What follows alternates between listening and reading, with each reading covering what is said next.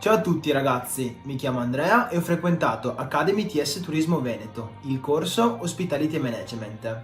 Prima di scegliere ITS mi sono diplomato presso l'Istituto Tecnico Economico e Turistico e successivamente mi sono iscritto a ITS.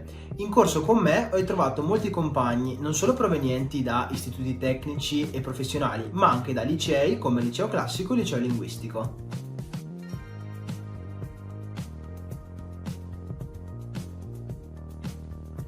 Sono stato orientato a scegliere ITS per la specializzazione che questo corso fornisce nel settore turistico e perché dà il giusto connubio tra le ore di lezione con docenti universitari e consulenti del mondo del lavoro unite alle giuste ore di tirocinio aziendale.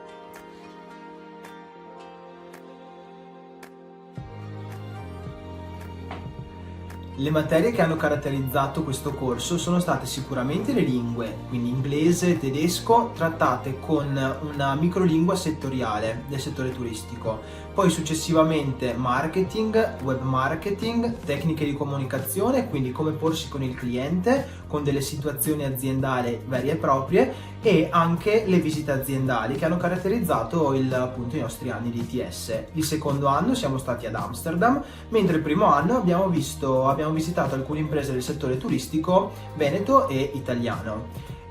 Successivamente una parte importante che ha caratterizzato il mio percorso ITS sono stati sicuramente gli stage, uno il primo anno e uno il secondo anno, con la possibilità anche di vincere una borsa di studio dell'Erasmus per appunto fare il proprio tirocinio all'estero.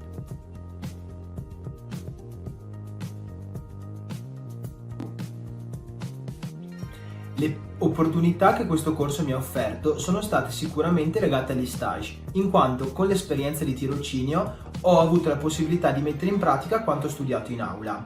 Il primo anno ho fatto il mio stage in Sardegna in un villaggio e il secondo anno ho vinto la borsa di studio dell'Erasmus e ho fatto il mio tirocinio presso un boutique hotel a Siviglia, in Spagna. Sono state grandi opportunità sia per perfezionare la lingua che per perfezionare quelle tecniche di comunicazione studiate durante l'anno.